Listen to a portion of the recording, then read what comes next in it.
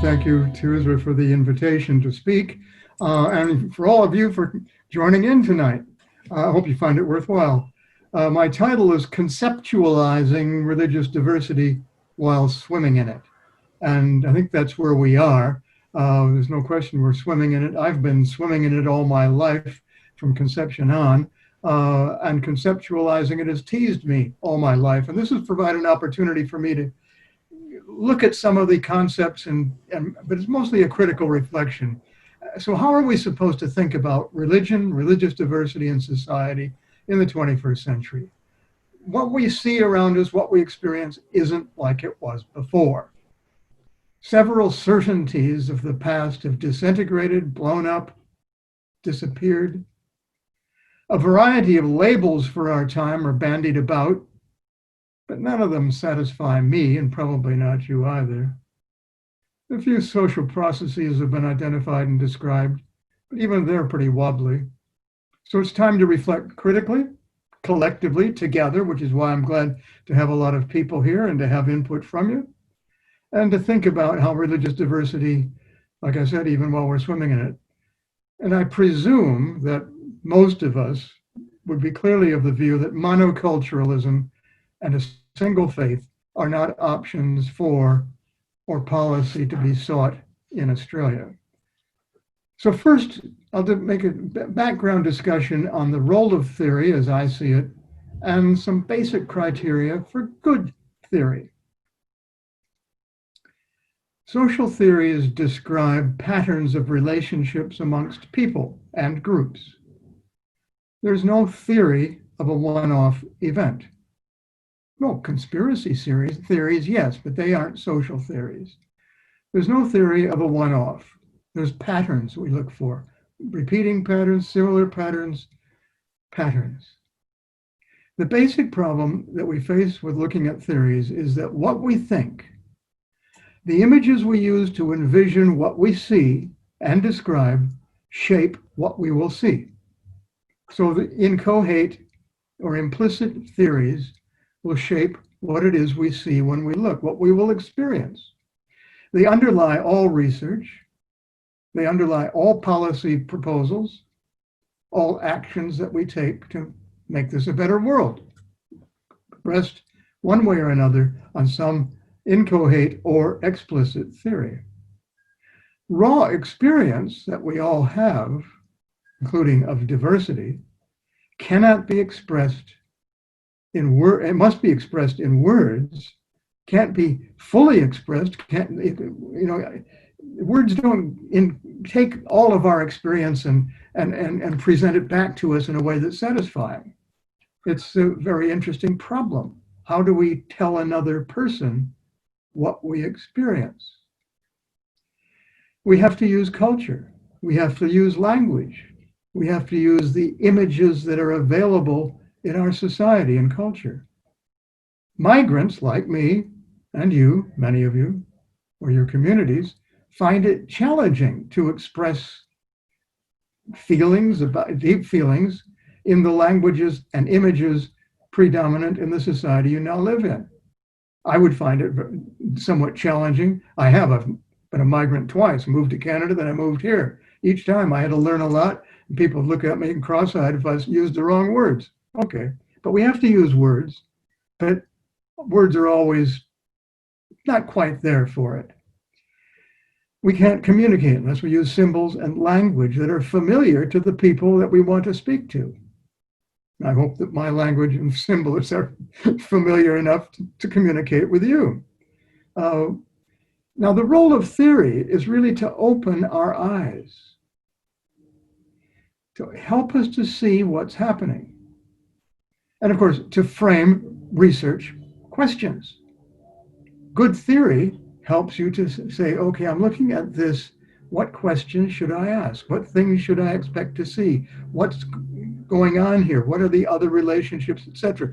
It helps you see what you're doing and forming a research question, which of course is there then asked to, in a sense, partially test the theory you've used. Theories also, good ones, integrate masses of data, not just one study, not just a couple of studies, masses of findings into some coherent frame. That coherent frame will foster the next round of research and to continue an iterative process where you get theory, data, testing theory, more data, more questions, theory, going back and forth and around to clarify, sharpen, and help to understand. Too often that process isn't done properly. People don't clarify their ideas beforehand, form research questions that are sort of just guess I want to know what's going on here questions. Don't integrate data, don't look at what was done before. It's a cheating process.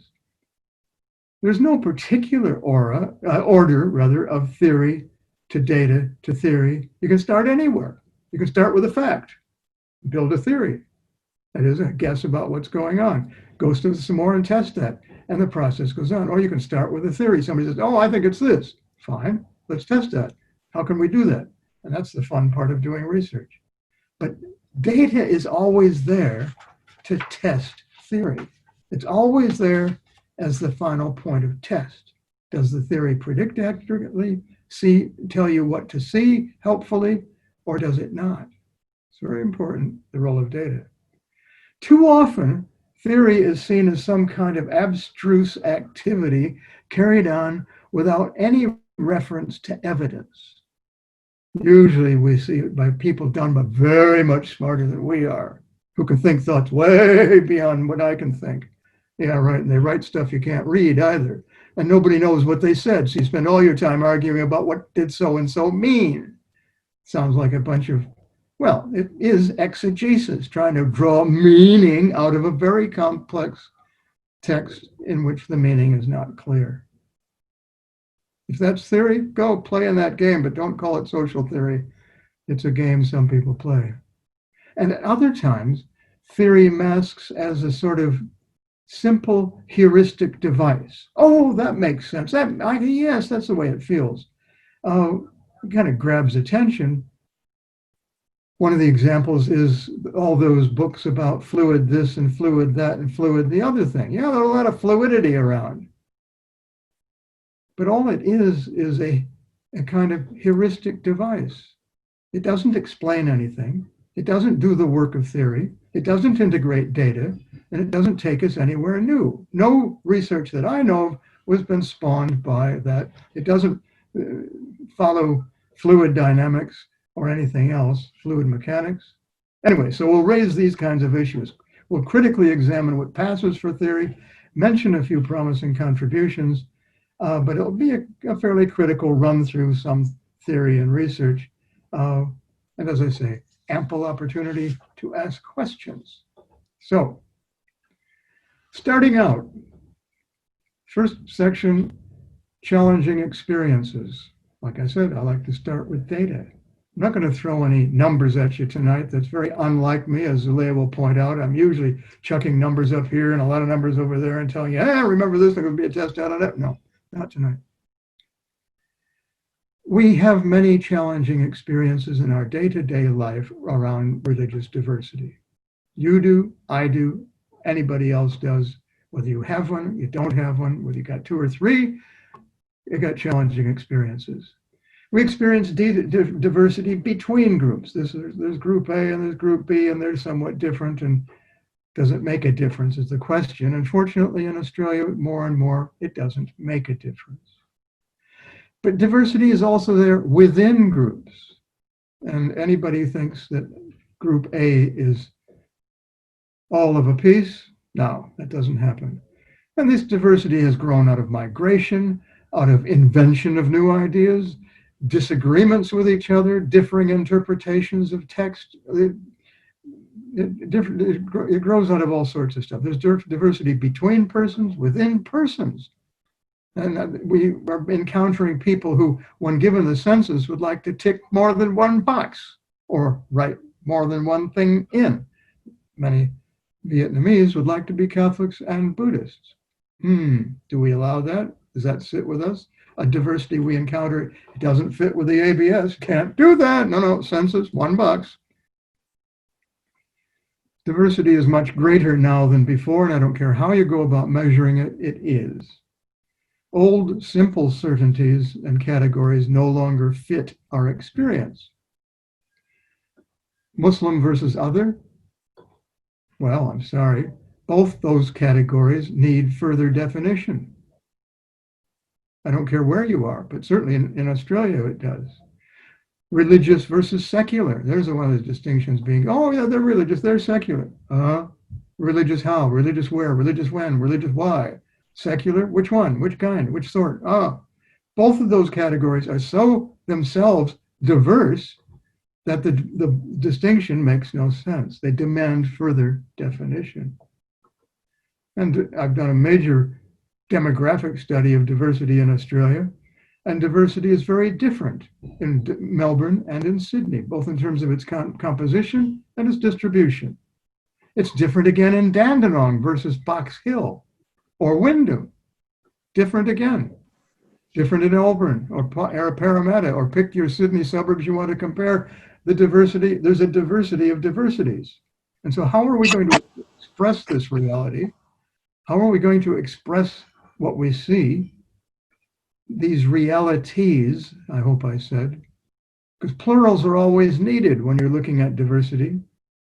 To represent them, make sense of them, is always plural. There isn't a single diversity.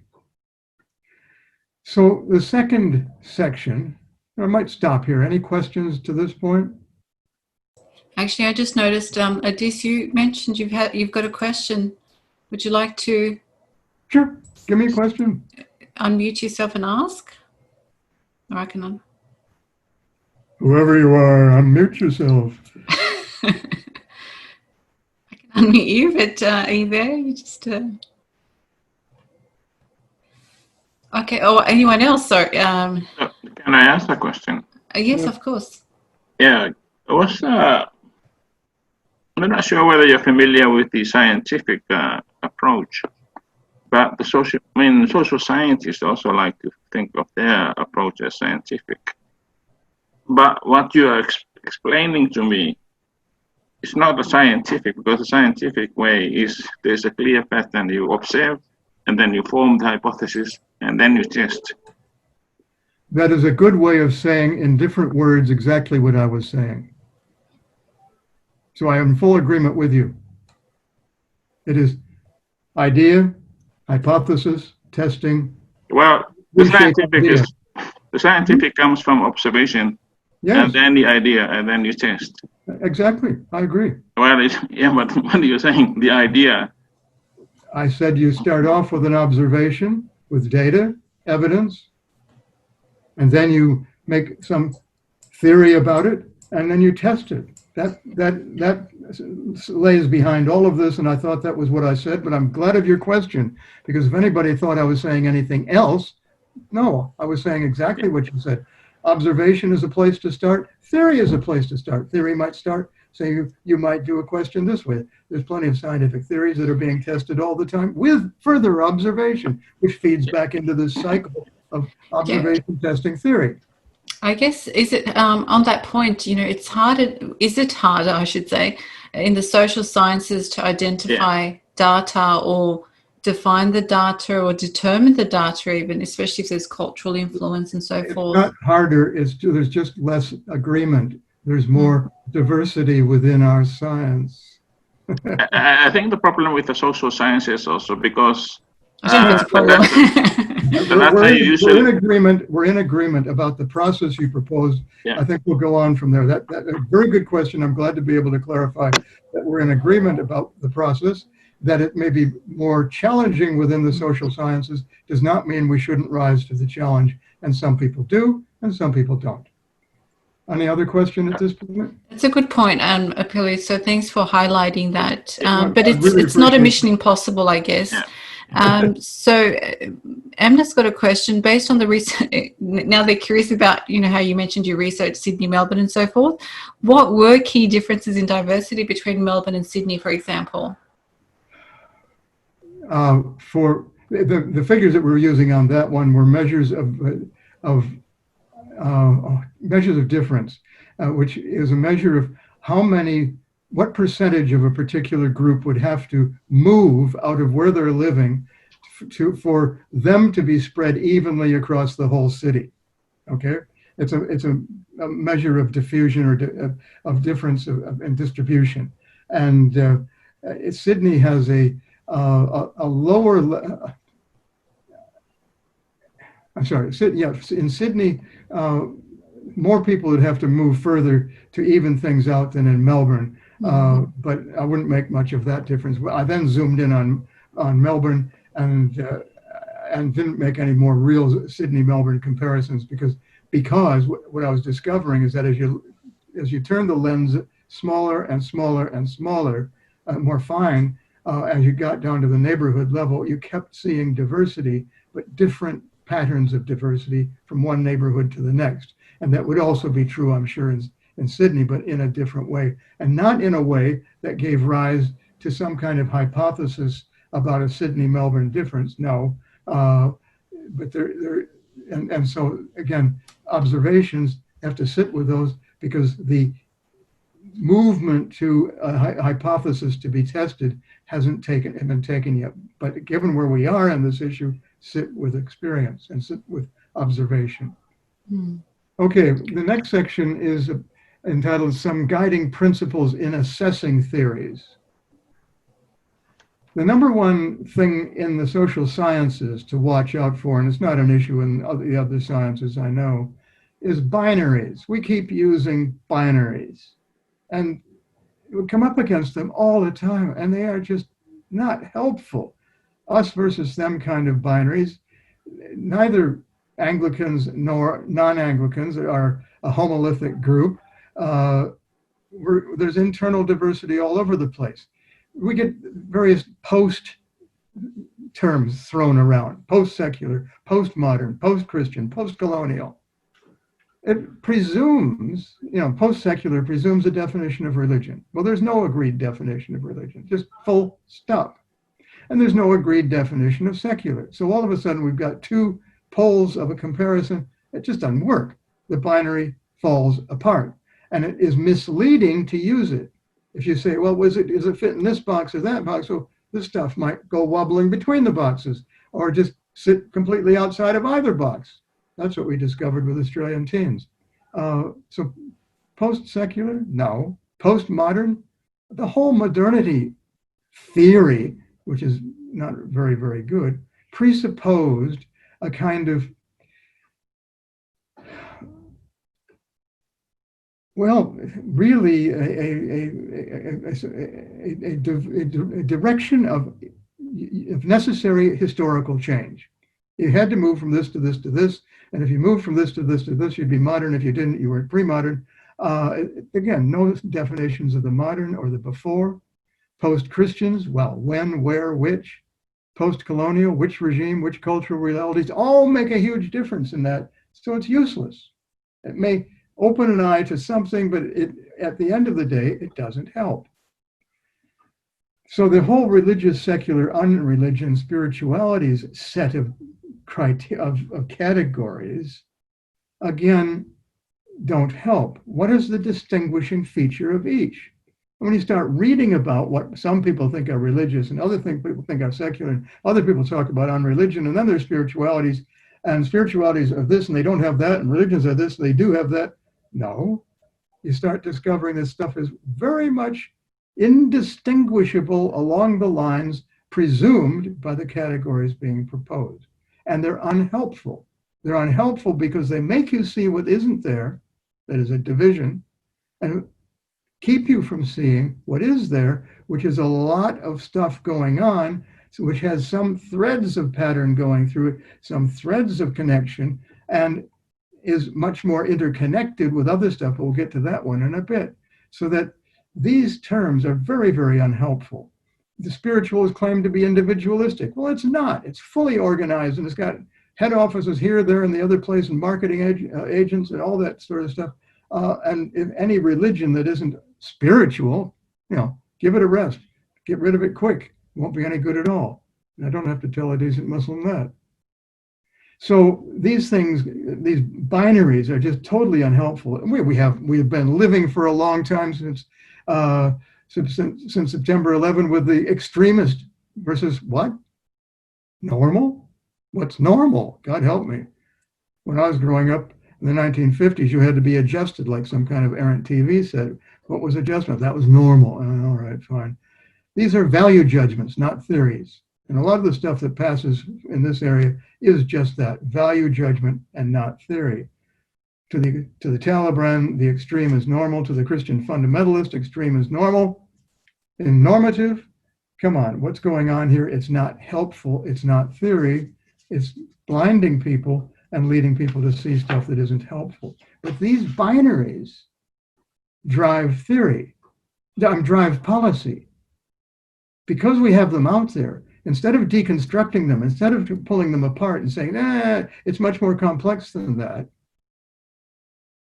they drive policy. And we get we get sucked into policy because that seems to be right by the binary. But who defines what's normal? Who's got the power to define desirable? Finally, we'll do, two more, modernity and postmodernity I mentioned before. They imply an inexorable eschatological movement and a teleological movement in a direction in history. Well, get over it. As we're frequently reminded, history may not repeat itself, but it does rhyme from time to time, and it's certainly not unidirectional. Again, multiple forms, multiple directions are observed, and so we get somebody saying, oh, then it must be multiple modernities. Whoopee, where have we gone? Nowhere. We haven't tested anything because tests haven't been provided, definitions haven't been clear enough, and we fail to move in an area we might have. Gender and sexuality are no longer to be treated as binaries because the reality is diverse. The reality is different to that binary that some people presume to be essential. No. Social policy is responding to the diversity, and other groups will come along essentially. But none of these binaries are ultimately satisfactory as theories, mostly due to the internal diversity of the poles. There are no polar opposites. It's a claim to find black and white in a sea of gray, or more importantly, a sea of technicolor, this, that, and other things that will not go black and gray. The refusal to be bipolar, reality simply does. So another dimension to this problem with theories, look out for intersections, multiple intersections. And this has become more and more fun and more apparent. People are using the term intersectionality. That has some descriptive use, and it has an eye-opening use, because diversities are not binary. But even if you're dealing with a couple of diversities and you let them stretch out, as you pay attention to what's going on in the ways that they shape or don't shape what's going on, you discover they pile up, this diversity and that diversity and that diversity. But the piles are no longer consistently grouped like they used to be. Knowing one diversity will not predict a person's location on another one. Whereas in the olden days, it did. It used to. I mean, I love the stories that come to me out of Melbourne. In Melbourne, Catholic versus Protestant was all you needed to know, because Catholics said H and Protestants said H. Oh, I can tell quick. There were separate footy teams, separate petrol brands, separate insurance companies, separate this, separate that. Catholics lived in very separate lives. They lived separate education systems, very much more separate than today. They piled up. So if your diversities all pile up, then if you tell me one, I can predict 6 others. No more. Simple example that I give frequently. If I tell you that I'm an Anglican, you got to know which kind, because some of them are nice and some of them are not, etc., etc. And if you tell me you're a Muslim, I still want to looking at you. You know, there are differences here too. So our diversities don't pile up in ways that make predicting more about a person simple out of knowing one aspect of them. And that's very telling. We go back several years and looking, social research, you get an awful lot of stuff saying, if you tell me this, I can predict this. Not anymore.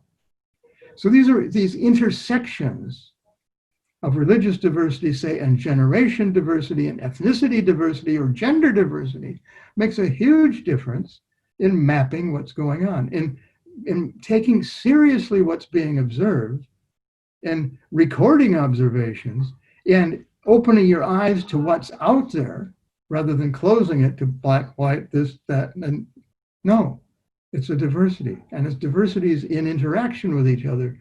And it gets to be much more, well, I'd say interesting, but much harder to work with. And you certainly can't do it with binary statistics. Yeah, we've got a few questions. Tell me when it's a good time to break, and I can ask those. We can cope with a break right now. Sure. Okay. And if you're going to cover any of these, just let us know as well. I guess, how can we then formulate theory or research framework despite those complexities with these binaries? And leading on, instead of binaries, can we talk about hegemonic understandings instead? Also, what does Professor... I will say that hegemonic... think of the term orthodoxy. Sorry, what do you think of the term orthodoxy as well? What I think about the term orthodoxy is not printable within social science because orthodoxy sits in theology.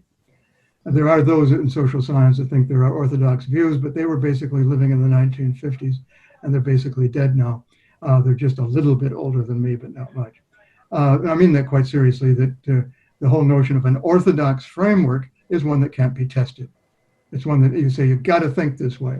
Well, if you're starting there, you're not starting with observation, you're not starting with reality, you're not then going on to try to test that reality, you're not doing anything that is social science.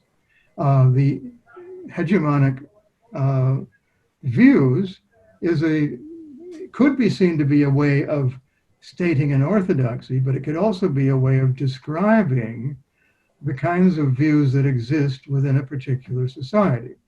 There's no question that there's some views that are thinkable and some views that are not thinkable, depending the group that you are in. We encounter that when our diversities clash. My diversity clashes with some people I regularly have lunch with. And they would vote for a brand that I would never vote for, and have political views that are not my views. And when I speak, my views are treated with a little bit of polite disdain, but if they had a choice, they would push them out. So yes, all groups have rules about what kinds of things can be said, can't be said, shouldn't be said. And so our diverse relationships, there may be a hegemony of available and acceptable views if you're talking to your mother, if you're talking to your brother, if you're talking to a friend, if you're talking to your teacher.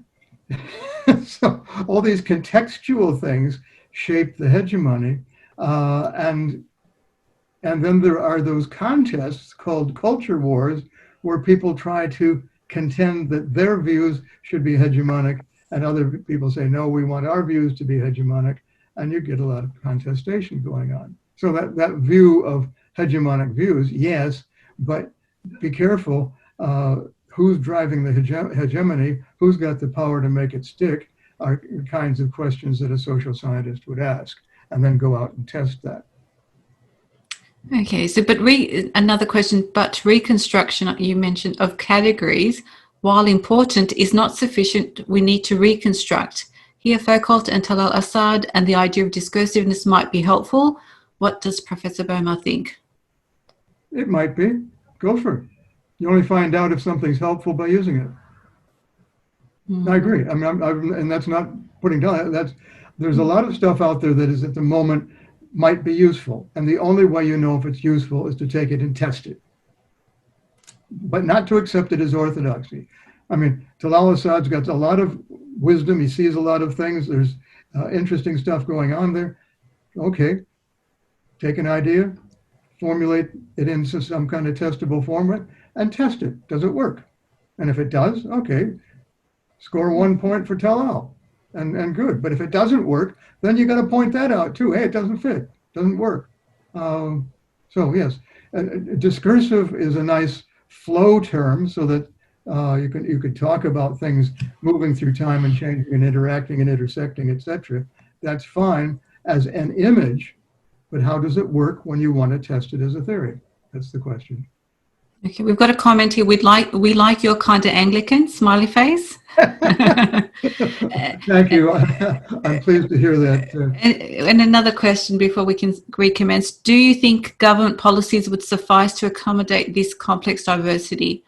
Or I guess, can they cater for it, is what's being asked. All I can say is that the easy answer is to say no, that politicians can't cope with the diversity. But in fact, they aren't doing a half-bad job. You look at, I mean, I'm most familiar with Victoria, but I know that there are similar things, some similar things in New South Wales, etc. I'm on the multi-faith advisory group to the Premier. We've been meeting for over 10 years regularly with different people from different groups, and every group is represented, and their voices are there, not representatives, and that's the good part. It's each group has a voice there. It isn't that somebody represents it. I speak for the, good luck. You want to speak for Anglicans? Yeah, try speaking for Muslims. You're going to have a harder time. But no, we have a Muslim voice. We have several Muslim voices, actually, et cetera, et cetera. They listen, including responding to the COVID virus. We had input. Now they said, what about religious group? What do we need to know? How do we need to work? Can we work with you to inform your groups, et cetera? Yes, so it was a two-way street. I think that actually Australia is leading the way in the ways that governments respond to and take seriously multiculturalism, multi-diversity, and multi-faith. And that includes those with and those without. And in fact, including those without is a little bit more difficult now. And given that if you're under 30, that's going to be half the population, we have to find some way of doing it. But that's just the next kind of challenge of incorporating all of these voices in a way that is mutually respectful, so that as I hear you speak, I understand how who you are produces what you want and what you want to do.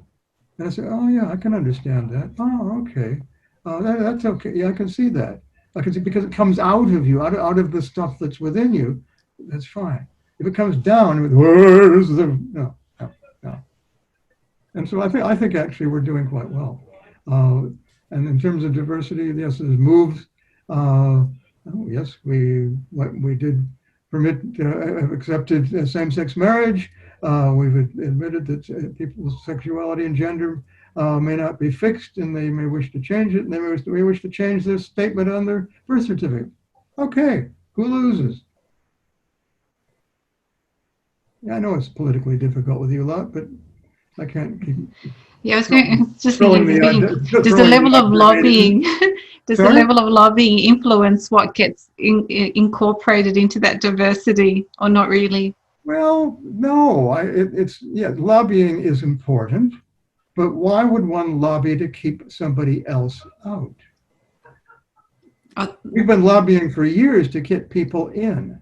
Why would somebody lobby to keep a voice out? I don't have a social science answer to that one. There's some, I think, bad theological ones, because I don't think the theology is any good, but that's a question. Why would you do that? I guess I meant, say if Muslims do not have as much of a voice as, say, in other groups, so their voice is not heard as much, so they're not responded to. Serious question. I agree that. Just a quick. Yeah. Are you dismissed, etc., either because you're a woman or because you're a hijabi or because you're a Muslim? Dismissal is always a problem, and I'm sorry if I do it. That business of voice, I'm dying and have been dying all of my professional life, which is now well over 50 years. One of the first things I wrote had to do with measuring the impact of religious groups, and to have a measure of voice. Who's heard, who's not heard. I think it could be done. Women have been doing it for years. They point out that woman A puts her hand up, says why, and people don't pay any attention. 5 minutes later, a bloke says the same thing, and oh yeah, wonderful idea. Where'd you get that from? Yeah, don't know. So seriously, yes, voice. What's always pleased me at least in Melbourne and in for the Victoria Police and in the Multi-Faith Advisory Group for the Premier, Muslims have always been there, have always had a voice, and have always been listened to. And whether they've got the policy exactly they want, there's been one heck of a lot of shift in the directions that are quite rightly and sensibly asked for. And I'm not making a judgment about which policies, because any suggestion always seems like strange, and why the hell would you want to have that until it gets done, and then it becomes normal, which is what's been going on. So a major issue, measuring it, and a major issue, all I can say is I haven't heard a religious group recently saying, "Oh, wasn't that good? We really felt we had voice. We thought they listened to it." Or any other group, quite frankly. I'm part of a lot of groups that do a lot of lobbying. The deaf ear seems to be ever there. But again, does it vary? That's the question. Is there a variation into what groups get the ear, have the ear, can use the ear, have the effect? That's testable. Just disclaimer, I wasn't saying anyone should be excluded, so I think you understood my question in the latter half. I did, but I preferred. I'm very pleased with the comeback and the questions that were put there.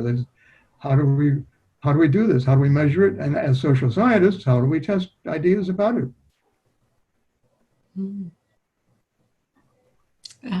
That's all the questions for now. Okay.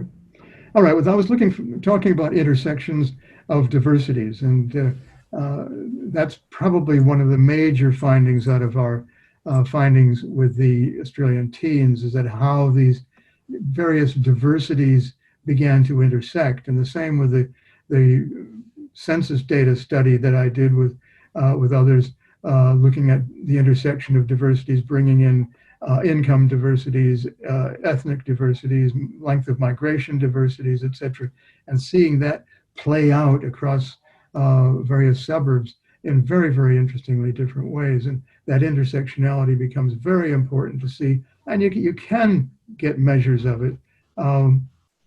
So, I mean, like religious diversity, I mentioned generation, ethnicity, and genders. It was that generation diversity which seems to make much more difference now than it seemed to me to make 20, 40 years ago.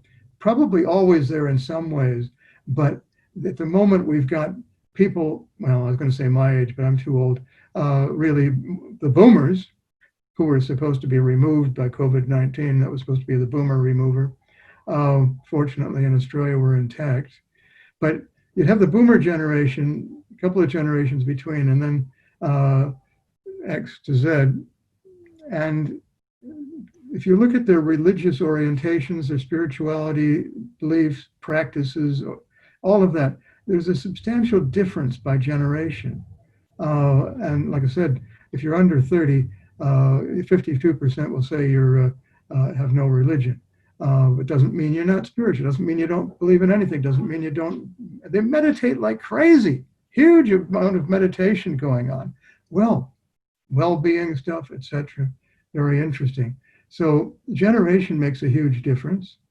The experiences of first, second, third generation migrant people are, again, quite different and need to be accounted for in any study of religious, spiritual diversity. You know, my father was a second generation migrant to the US. I was a first generation migrant to Canada. My kid's a third generation or a second. No, he might have read into Australia himself, a first generation migrant to Australia. But generation makes a difference just in itself. And then it's which group and where from. And suddenly you get other kinds of patterns of difference coming in this. And so, I mean, the whole business of Lebanese Muslims versus European Muslims versus South Asian versus Indonesian, all coming with slightly different cultural backgrounds, which fortunately in Australia we're ready to receive, welcome, but it's a challenge. If you happen to be running just take the example of Muslims, a Muslim organization, mosques, etc., and providing assistance to people who need assistance in migrating and settling and all of that, which was very much done in the 60s, 70s, the 70s, 80s, and 90s. All of a sudden now, if you're doing that, you've got all these South Asians coming in who are Muslims. How are you going to reach out to them, or are you going to say, let them take care of themselves? It's an interesting issue about how the diversity plays with the other diversity. So that there's these things just become much more complex, but you have to have an eye to see them.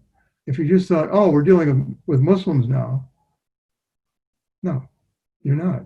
You're dealing with Australians who happen to be Muslim, who happen to have a variety of backgrounds, who have a variety of needs, and you have to attend to them pretty much not by group, but by individuals. What does this person need? Where does this person fit? How does this person put the world together? How can we help? And that would be just as true for a person coming from social services as somebody coming from a Muslim Assistant Association or whatever sort who wanted to assist new migrants to Australia.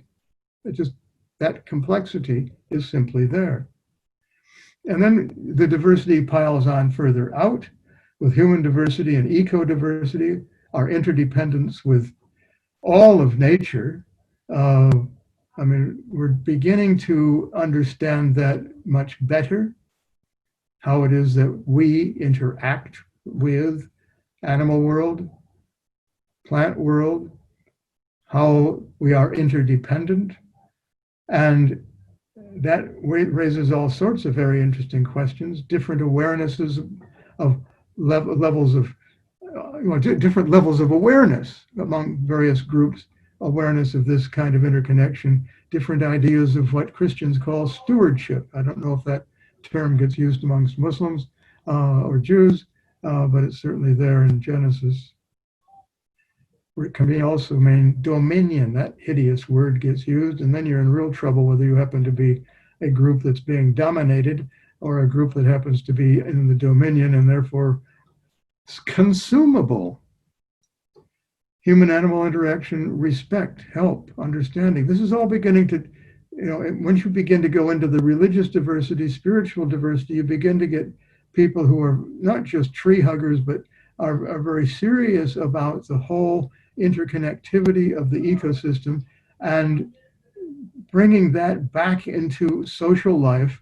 And then we often discover a similar kind of richness of interaction in terms of the ways the indigenous people of Australia were formally linked to the land that we now call Australia, and the way they managed it and the way they lived on it, etc., as an example of living in harmony with nature. It's quite amazing. And again, that comes back into our culture, or hopefully it does.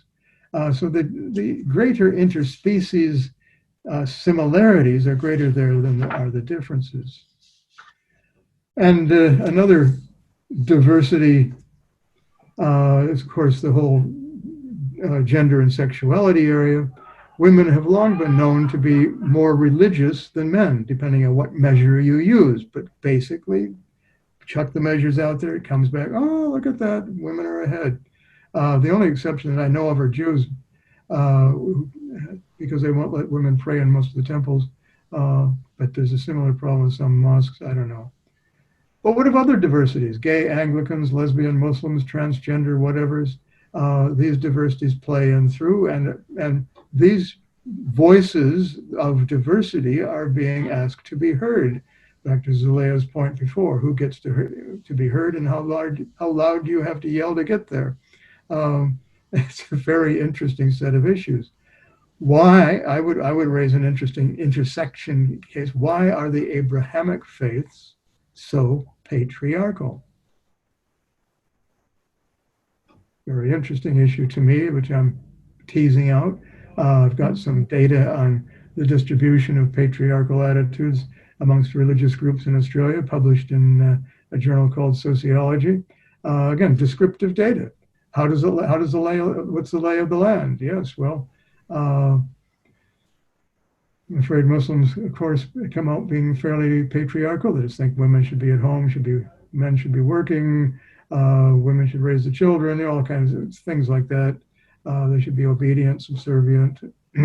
Yes, well, but how does that happen? You want to explain that sociologically? You might be able to. How does that fit culturally? How does that fit in terms of history? What are the theological backgrounds, but how do those get expressed? They don't get expressed uniformly. What patterns the expressions? And then the relationship between patriarchal attitudes and gender abuse and domestic abuse has to be done. And people are going into solution mode or research mode and asking questions about that, like fluidity, mobility, speedy change, diversity, complexity. How do you think we can freeze, capture, and analyze the social reality? Likewise, how can we test it? Can you give an example? Yes, I could. If I could get the data out of the police on the distribution of domestic violence reporting by religious group, and I know they have it, I could then run that by the level of patriarchal attitudes in that group and come up with a correlation that is not a causal association, but a correlation. I could also, it's difficult. I could also do a case study, sort of coronial investigations of events to see what the role of patriarchal attitudes. And there is some of that going on, and some of that research is there, where patriarchal attitudes are being used to legitimate violence towards women, the whole business of keeping women in their place kind of notion, the whole protection racket. If I have to protect you as a male, then I got to know where you are. And if I got to know where you are, I got to know where you are. And it's a funny dynamic, a social dynamic of entrapment, in a terrible situation. And these are described, and you can interview perpetrators and victims in that context. And it's very sensitive work, but to begin to hear, because if you can begin to see what the role of the patriarchal attitude is in the behavior, it may be possible to have develop tools to unpick that relationship and so on. But I think you pretty well got to start pretty young.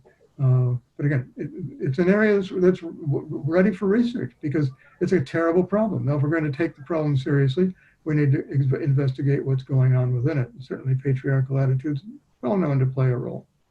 Mm. The question is, do you think process thought and process philosophy help us deal with theorizing diversity? It certainly may help.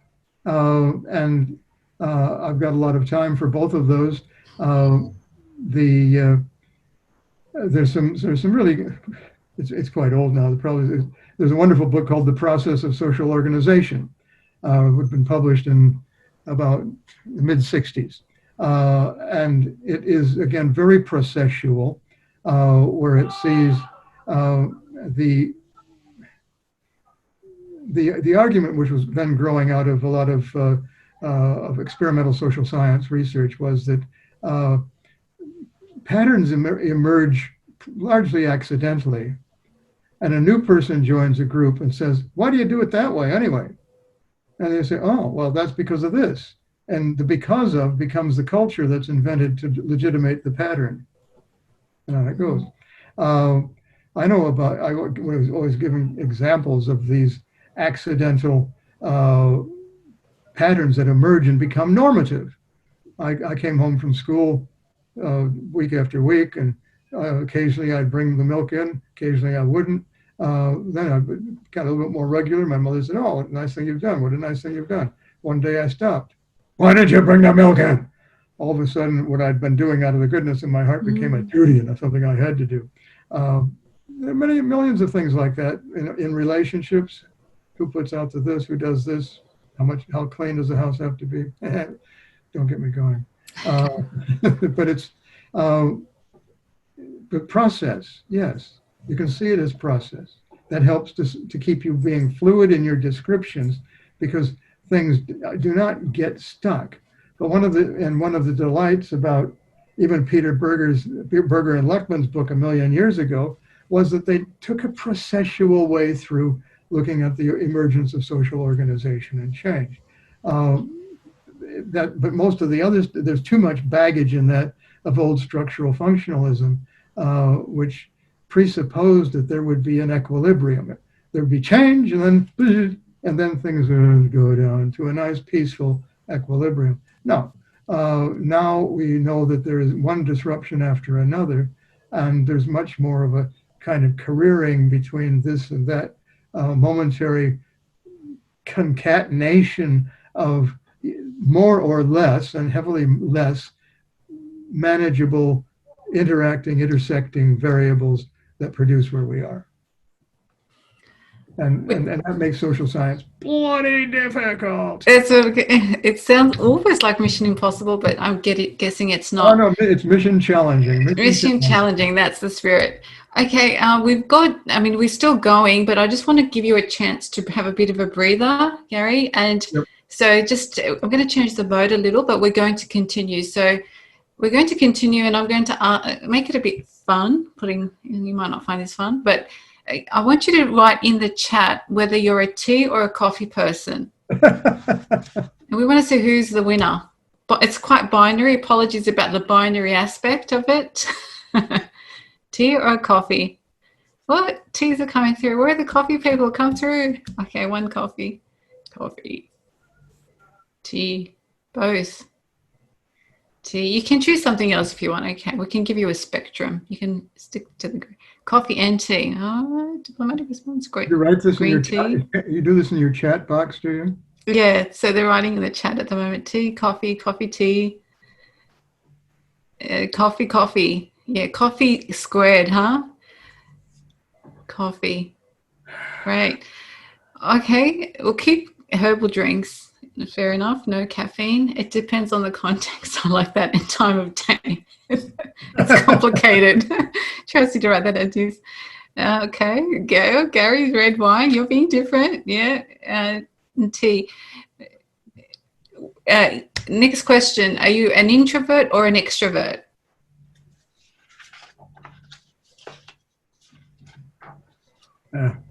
Introvert. Let's see what's more. Extrovert. Introvert. Depends on the situation. Extrovert. Introvert with 4 exclamation marks. Really? I would have never thought. You must be a pseudo extrovert then sometimes.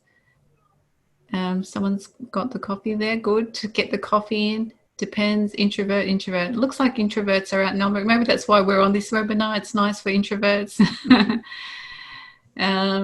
Depends on introvert by nature. And depends on the context. Okay, so there's a few depends. Mostly feels like introverts. I wanted to do one plug as well before we continue. So I'm going to just share my screen and then we're going to continue with Gary's presentation. So I wanted to give a plug with our Master of Contemporary Islamic Studies course, which is also Grad Cert and Grad Dip. So with this, if you go to Google and you type in Master of Contemporary, I thought it would come up, Islamic Studies and CSU, you will get the course coming up. For me, it comes right up the top, probably because I search it so much. So when I click on it, it comes here. There's a lot of information here about our course. The reason I bring this up is the sort of things we're discussing here today are the kind of content that we cover in our course. And then when you click on subjects here, it brings you to the full list of subjects here. And from what you can see, we've got some really interesting subjects that look at, it's from an Islamic perspective, but it's to understand Islam and Muslims in the Western context. So we have subjects like Islamic worldview, looking at the beliefs and practices, and we cover things like, what are the challenges of, I guess, those beliefs and practices in the Western context. There's women in Islam, which is very popular, looking at the where patriarchy is looked at, feminism is addressed, and many others. but also Islam through Western eyes. How is I Islam presume viewed? you're using Jonathan's book for that? For which subject in particular? Islam Through Western Eyes. It's the title of a book that one of my PhD students wrote. Jonathan Brown was your Oh, Jonathan Lyons, Lyons. L-Y-N-S. Jonathan Lyons. It's a brilliant bloody book that must be on your syllabus if you're going to use that title. I'm going to write it, and whoever the subject coordinator is, I'm going to pass it on to them. No, seriously, it's a very, very good Yeah. book. I love the cover on it, which has got eyes, Yeah. very blurry, like somebody really needs to go to the optometrist and get a new pair of glasses. Islam Through Western Eyes. All right. Yeah, it's a very strong message. We use that, and Jonathan Oh, you do? Okay. also has an article on the same name, so we use both. There you go. We do. We're doing your PhD student our due respects, good. giving. Yeah. Good. So they're the kind of subjects, and you can always go and have a look yourselves, and then there's also other options here if you want to look into that. So that's my 2-minute plug, and I shall now stop sharing. And okay, well, link to book. Oh, Emna's put the link to that book that you just mentioned, Mary, which is fantastic. Adis, you were going to suggest one of your... I actually have one of your readings in a subject that I teach, Adis, but feel free to plug yourself and put a link to your book, and we can ensure we incorporate it for sure. Well, we're going to do ads for books later this year, earlier next year. There will be a book about teenage spirituality in Australia, a diversity of diversities, coming out, on which I am, I think, 4th author, but other usual suspects, Anna Halifoff, and fantastic. Does it really have diversity of diversities in the title? No, that's the title of an article that I've in there published. But no, the title of the book I think is going to be Gods, Gays, and Ghosts. Very interesting. In order to get people's attention, but it's about the Australian teenagers negotiate religion, sexuality, and spirituality. Yes, we'll have to keep an eye out for it. It's all about those teenagers who are going to get teaching in the university now. They're throwing us out already, so yes, let's get to know them. Trying to understand them, but yeah, our parents probably said the same about us. Okay, sorry? Yes, most likely. Most likely, yeah. Back to business, if that's okay with everyone. So now that we know that coffee is the best drink, I'm being biased, and introverts are the best, I'm being biased. They're my preferences. And I had a question which I copied and pasted here, just so it might help us to ease back into it. Do you think making comparisons between different religious groups' behavior relative to scripture offers some worthwhile insight? For example, how are particular verses in the Quran used to justify behavior for Indonesian Muslims compared to Jordanian Muslims? What would be the theory you were testing? The person, if you could just tell us. No, I'm so, sorry. but yeah. I mean, to my mind, that would be interesting. And when a student comes to me wanting to do a degree or any research project, yeah. A fishing expedition is not acceptable. Right. A fishing expedition is, well, what if we looked at this and this? Well, maybe, but why would you look at that? What is the theory behind that? And there are certainly the case put forward. Yes, there may well be differences between interpretations of text A, but there will be differences within Indonesia, Aceh versus the rest anyway. So we already know there will be differences. What are we testing? And that there are differences in interpretations of text. Yes, that happens all the time. I mean, there are libraries, huge libraries of Muslim scholarship on the Quran, on the writings of the Prophet, peace be upon him, and working out what the meanings might be, how they might apply to this time, that time, the other time. Fine. So what's your social theory about behind this? Is it due to class? Is it due to ethnicity? Is it due to age? Is it due to location? Is it due to some other, what's shaping the interpretation from a social point of view would be a sociological question, not what is the difference. Okay. Is there a particular theory that Professor suggests for analysing patriarchy or patriarchal ideologies in society? You've got a few people engaged now in that topic. Well, if you look at patriarchy, you'll uncover a whole bunch of theories which deal with what things shape behavior. Some of those theories are well tested and might be useful, and many of them are not. So you have to look at the literature on what shapes behavior, and to look at cultural elements in that shaping and patriarchal elements in it. And it's not a matter of go read Tom Brown. It's a matter of do some background research in the phenomenon that you're looking at, want to look at. And then when you begin ferreting about, you'll discover that it's been thought about this way, and it's been thought about that way, and there's this research and there's that research, and some of it's good and some of it's crap, and you'll begin to develop your own eyes for what makes sense or what the issues are in that domain.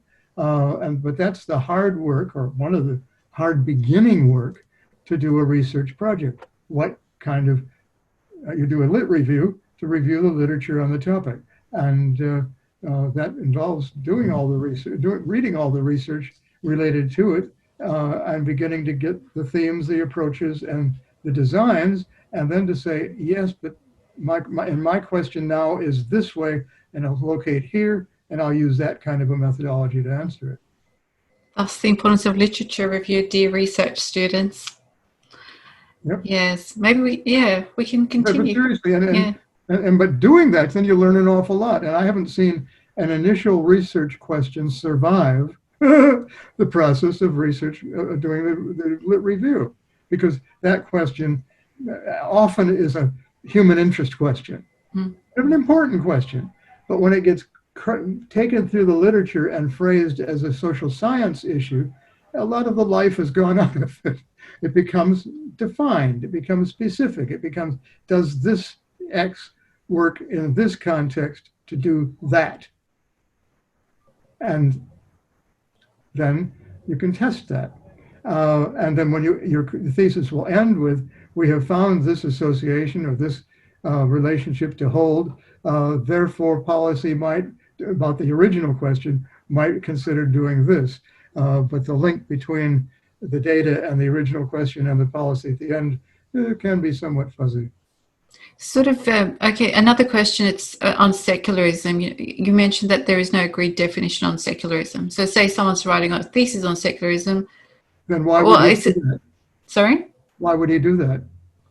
If he wants to see how it plays out maybe in a particular country. Sorry, he's decided to look at something that doesn't exist.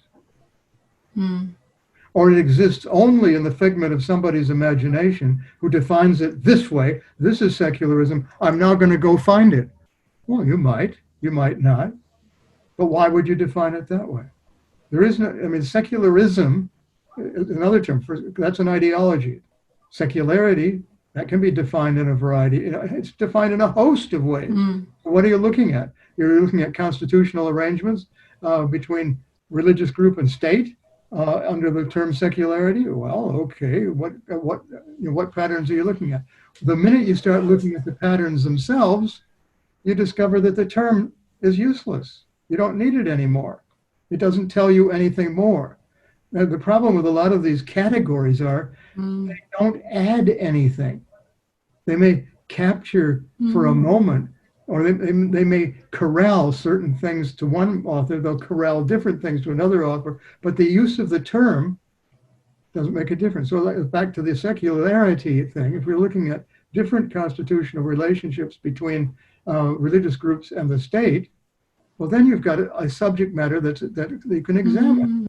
But when you're doing that, why call it secularity? If you're doing it over history and say, well, here it used to be this way and now it's that way, well, that's history in the sense of it's moved from here to here. But to say that secularity and the triumph of secularism, you don't know that it is the triumph of secularism, because You need to unpick all of the elements in the history along the way to see what the forces were to make the difference along the way.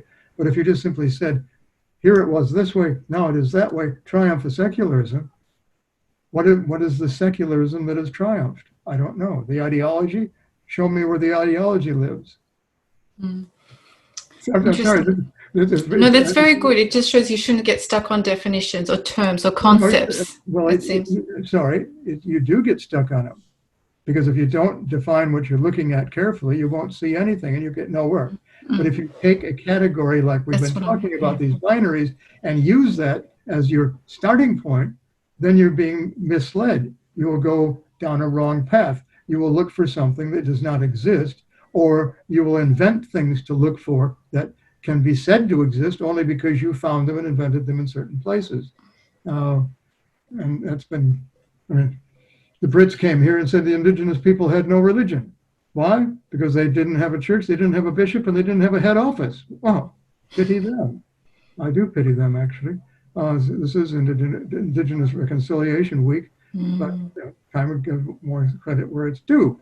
But no religion. And then Durkheim takes that information from some of the early missionaries working with indigenous people, said they had no religion, and develops a whole social theory of religion based on erroneous evidence.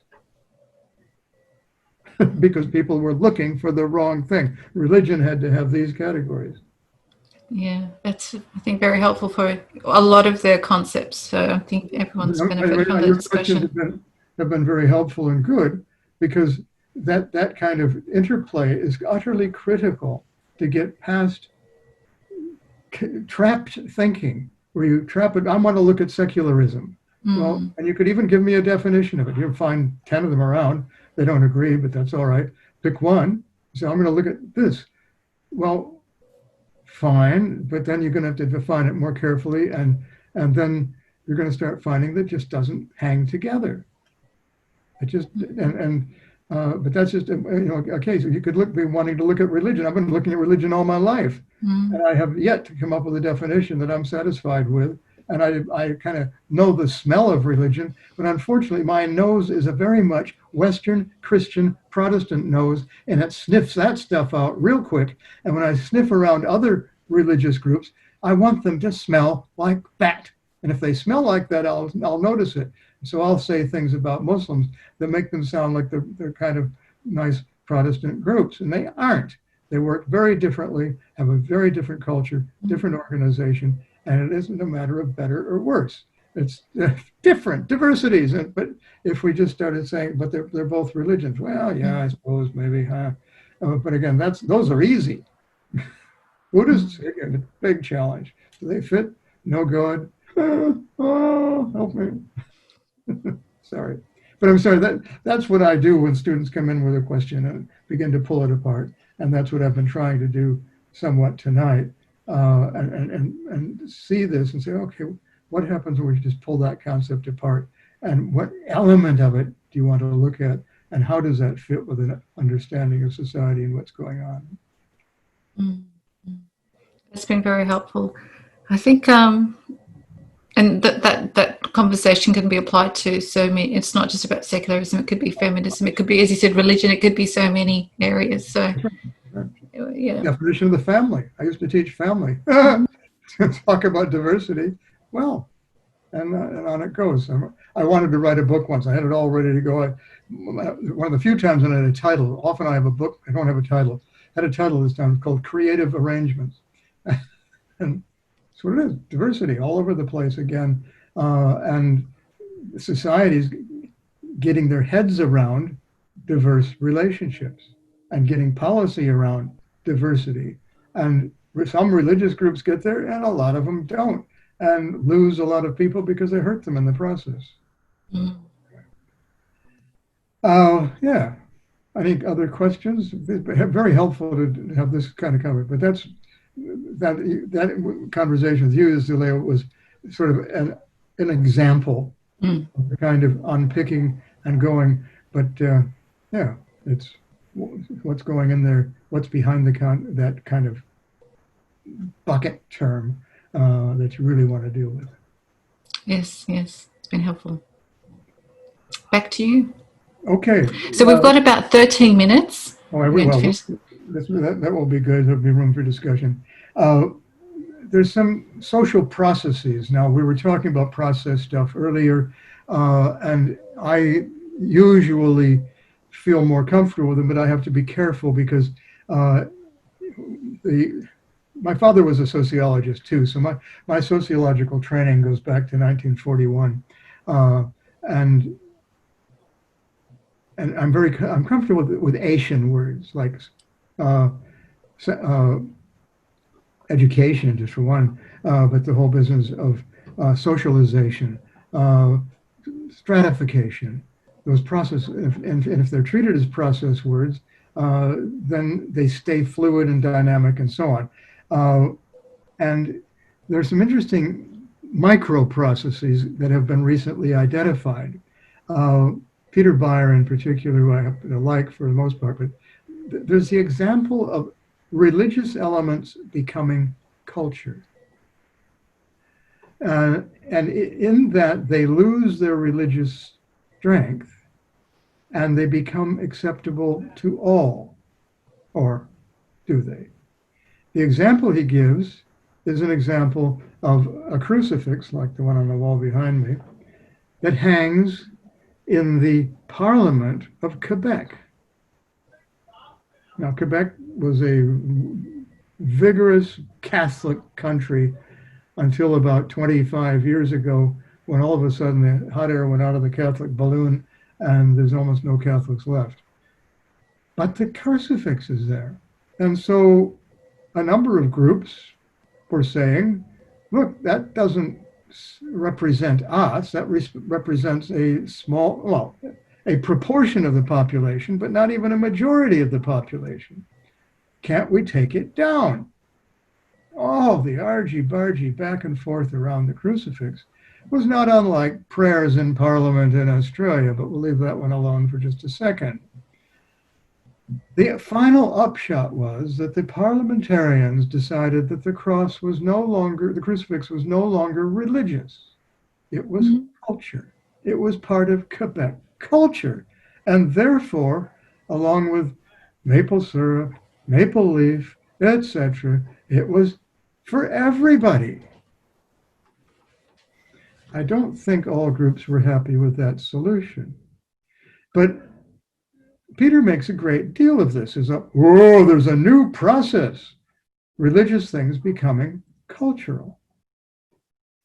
But anybody alert to a little bit of history would realize that that's a two-way street. Just take the crucifix. Where'd it come from? It was a symbol of torture taken on by Christians to identify themselves. But that's only one. Corporations speak of mission statements. I love it. There's constant borrowing back and forth from things that were cultural, become religious, and back again. I mean, I grew up with hymn tunes, psalm tunes that were all whole notes. They were blah, blah, blah, boring things, terrible. But if you played them fast, you discovered, oh, that used to be a barroom tune. And so some composer had taken a barroom tune, turned it into a hymn tune, and back and forth it goes. So again, a process that somebody said, oh, look at this process going on, and they're taking away, they're taking and denaturing religion to make it cultural. Yes. But what's going on? I don't know. I think that that's just an example of a two-way street, and that it hides the meaning of the event to various groups. And some groups are going to feel that they remain unrepresented officially within the parliament. In fact, their non-being there is represented in that crucifix. And other groups will say, yeah, but that's our crucifix and we're still there. Catholics who no longer have power say, well, we're still there, you see, but it's up there. Very interesting. But again, it's not unlike, as I said, the prayers in Parliament in Australia. Some of us have been working for about 30 years to have it changed. So that if you're going to insist on opening Parliament with prayers, even if nobody's insisting on being there, can't we have it by rota? One day a Christian or one of the Christians, next day another one of the Christians, the third day a Muslim, by whatever rota you want, based on census, based on whatever else. Why not? Oh, we must have what is to us. I can hear the argument. It'll be cultural, you see. But again, that's a sweet argument to paper over a little bit of leftover hegemony out of a particular group that at one time did have substantial power and doesn't now, but is cranky about it, and so want to get legislation to do other things. And so you have to watch the sort of spectacular and say, well, what's going on behind that? And that's been one of the geniuses of social and sociological examination of any issue. Who's benefiting? What's going on? What are the underlying currents? And what are we missing? What are the things we aren't seeing at the surface event or the kind of public display that's got our attention? Secularization is a process, and it sounds good as a process. Should be fine, secularization, yeah. Well, good flaming luck. If you read the literature on secularization, there is no agreement at all. It starts with a built-in binary between the secular and the religious. So already you're on a shaky ground. But everybody knows what it is, but nobody agrees on a definition. So everybody's definition takes you to a different place, which means already you've got a crap concept. What are you talking about? And so an ocean of ink and multiple forests of trees have been spent on the topic, but we've got nowhere. It does not generate good research. There's no consistent definition or findings. Gary, in those situations, sorry if I'm cutting your trail of thought, but can you take something and say, well, I'm going to be using this definition in my research? That was the question that was, I think, asked. Of course you can. You can take anything and say, oh, that prompts me to ask this question. That's a perfectly fine way to start, so long as your question that's being asked is testable with data, or you can find evidence to support a proposition about it, etc. Yes, but and to say that in this welter, I want to talk about this. I'm saying that the concept itself, being a foundational binary, starts off on slippery, on very thin ice, and you fall through, and it doesn't work at the end of the day. So pulling something out of it might give you something, but you may be taking baggage along you don't really need or want. And you might better ask the question, what is it in fact you want to look at? And what is your concern in this as a human interest? And how does that concern relate to social processes that may be happening here and here? And to call it secularization sounds, in most cases, for most religious people using it, it's a damning term. And the people who are not religious tend not to use it at all. They don't be bothered. We're just going on and being normal. They're not religious people. And there's also that notion that it's one way, that it's inexorable, that but the data don't fit. It's been unpicked by the rise of Pentecostals, by the rise of migrants who've come into a society who are seriously religious in their own way, and the return of religion to the public sphere. So all that stuff is just, leads to something. Oh, we're in a post-secular age. Yeah, right. We're in now. What's happening now? It's okay. And then finally, almost to the end, but not quite, we've got hyperdiversity. Why we really need that one, but it's there. People using it. I've got it in a publication coming out soon. So if you get a diversity plus intersectionality, you got hyperdiversity. Whoa! The value of the term is simply that it keeps your eyes open. It's not a theory, it's a description. But it does keep your eyes open for more diversity than you ever thought of, And it helped us in our study of youth, because that's what we encountered, hyperdiversity really.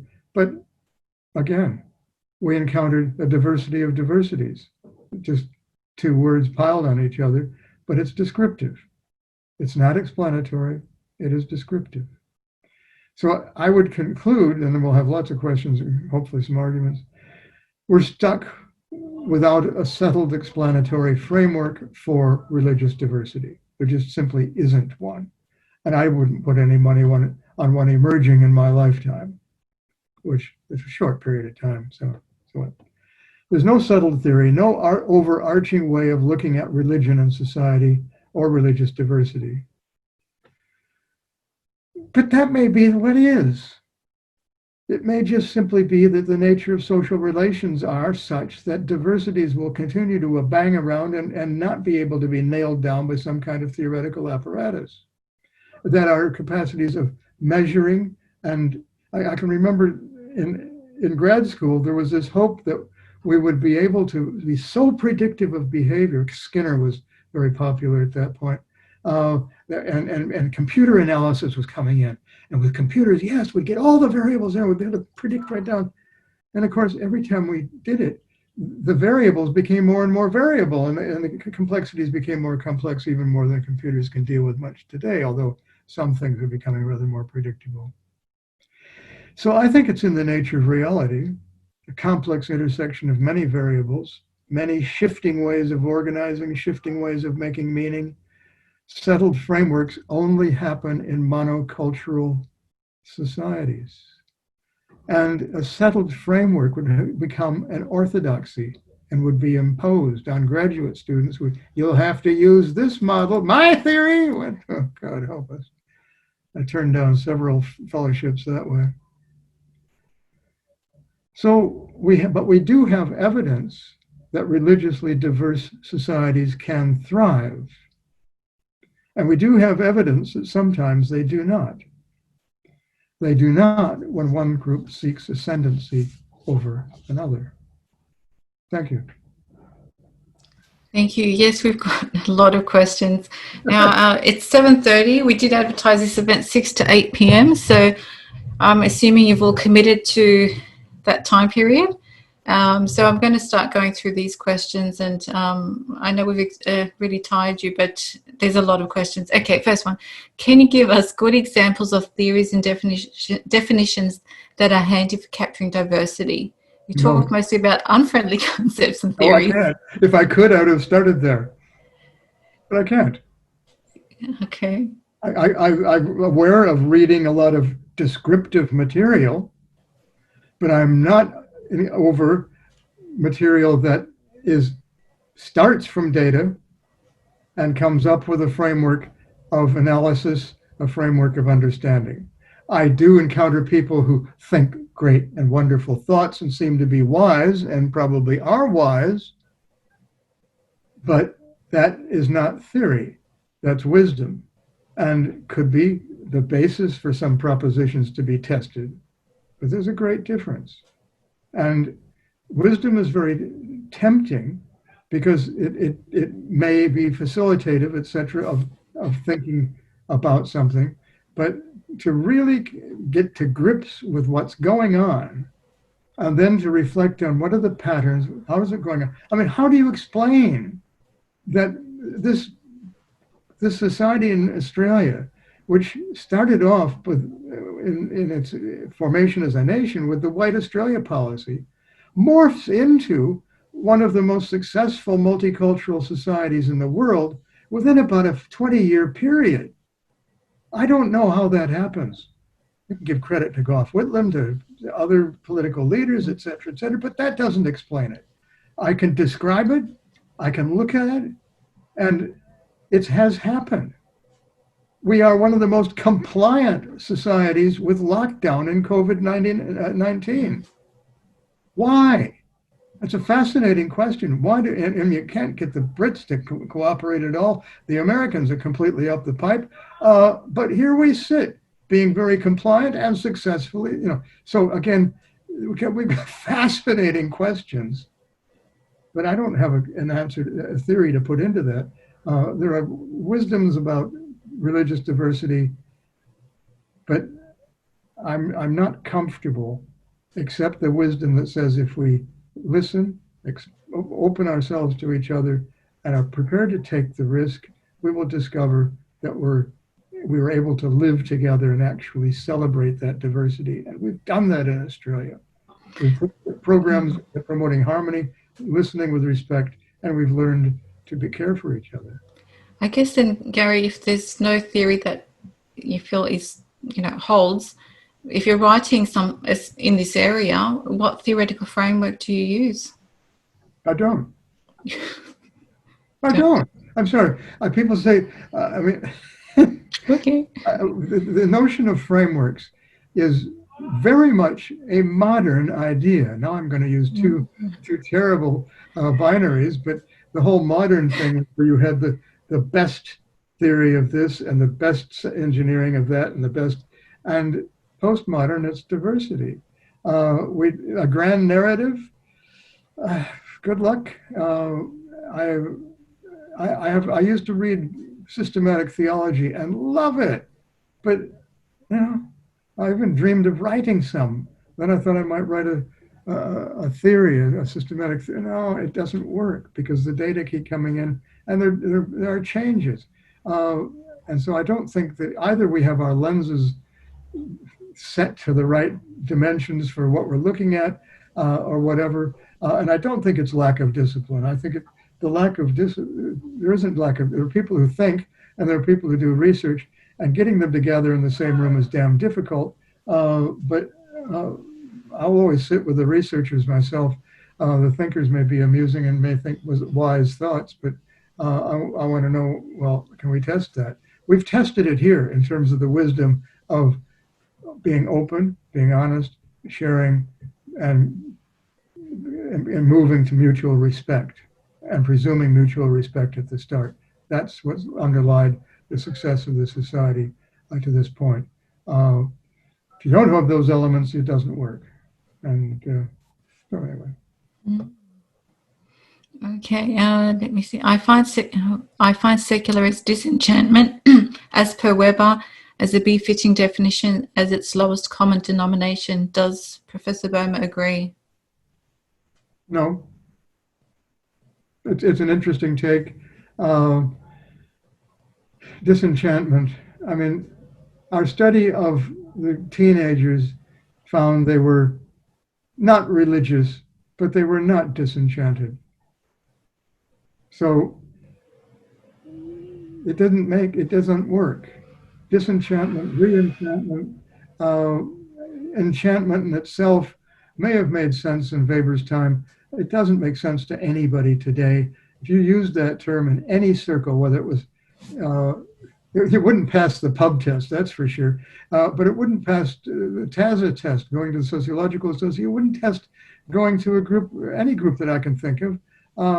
And how would you then measure enchantment is another whole set of serious issues.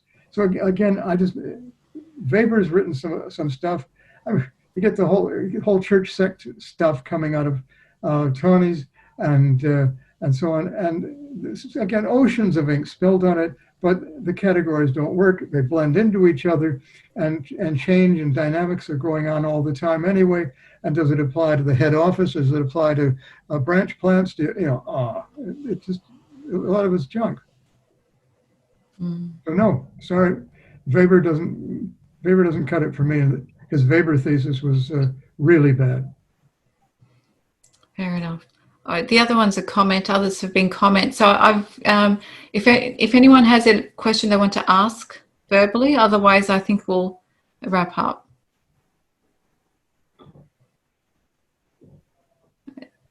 Yeah. Speak now or forever hold you. Okay, sorry, yes. Yeah. I'm just wondering whether did I hear it correctly that culture and religion, are not the same thing. I mean, or did they have no relationship? That's a very good question, and a lot of ink has been spilled over that too. There are two very large encompassing concepts which beg a decent definition. And many definitions of religion would say that they are cultural elements, that religions are elements of culture, and others would say that many religions have their own cultures. And so you'd have to tell me what you mean by culture, and you'd have to tell me which religions you're talking about.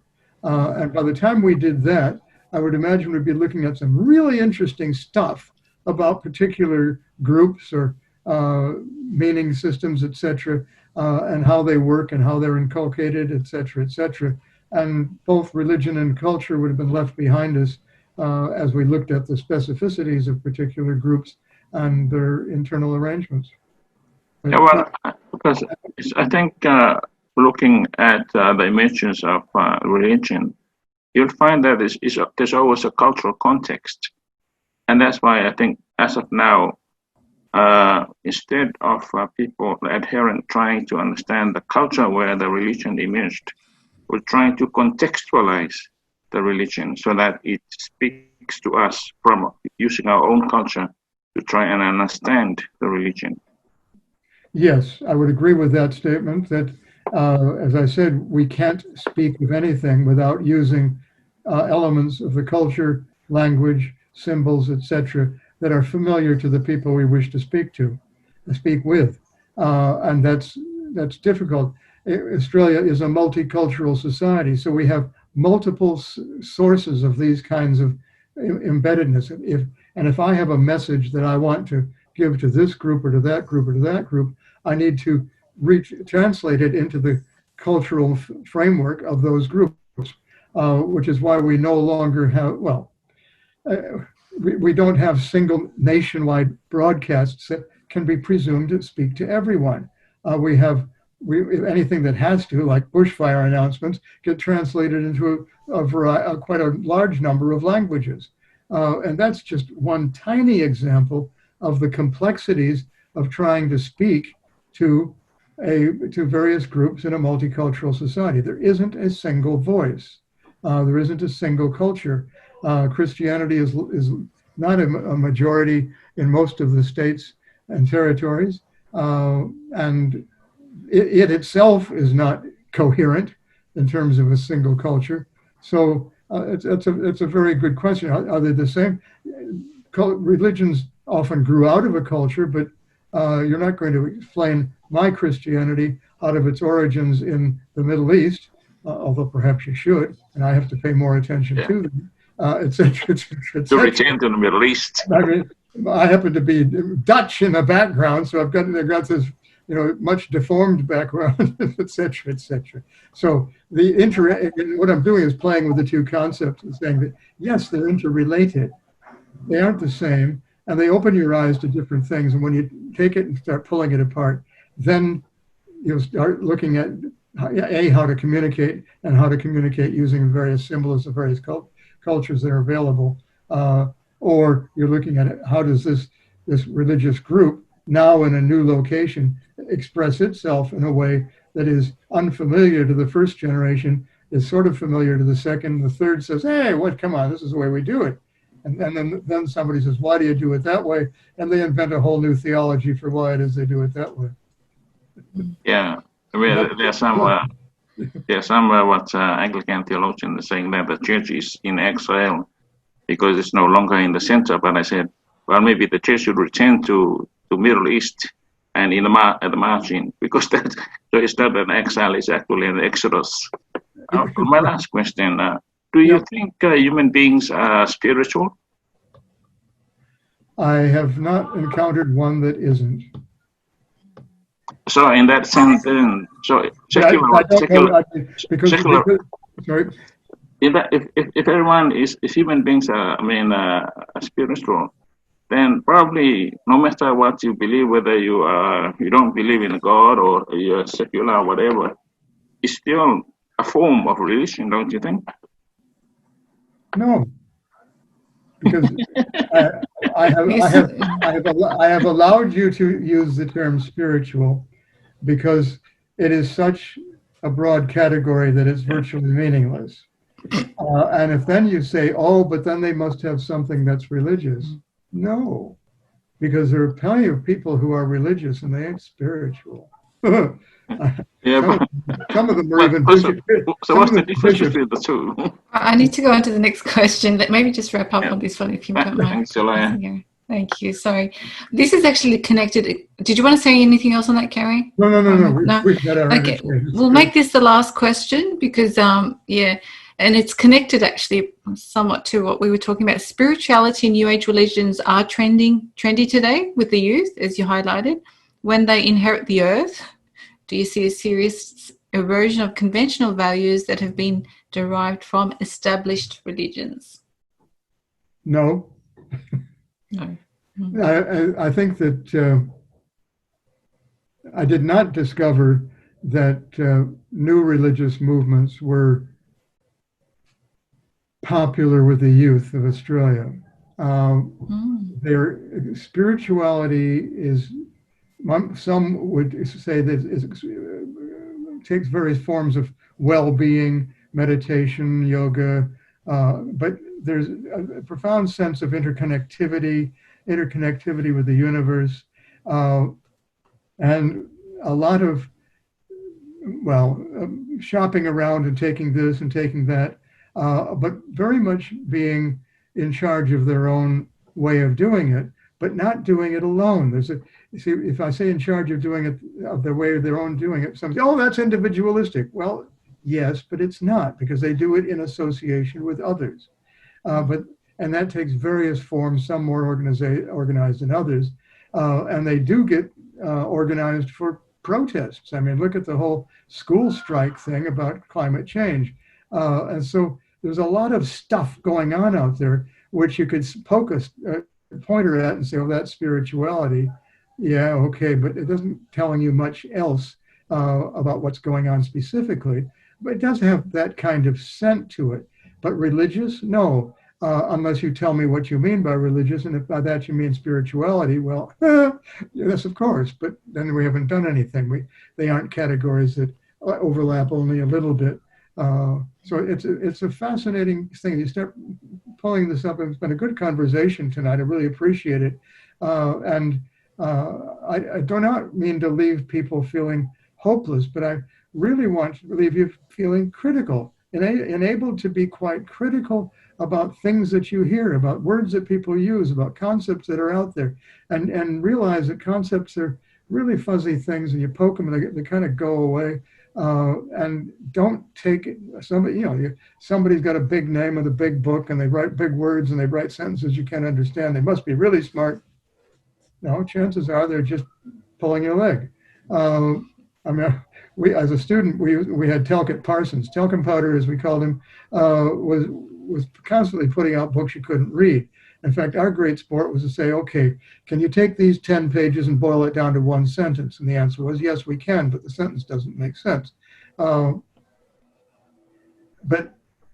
theory is there as a way of wrapping your mind around experience and data, tentatively. But the data always have to be there and be experienced. And it's not going to be faithful to them. But to use single concepts to refer to something that's very, very diverse is always going to be wrong. And it's not going to be helpful because it doesn't open somebody's eyes to what's going on. And that's my real problem with most of the stuff that we see that's categorical. To name something is not to explain anything. To name something is just to put a category, put it in a box, put it in a box. We'll put it in this box. Why not that box? Can do. So there's a big difference between naming and explaining.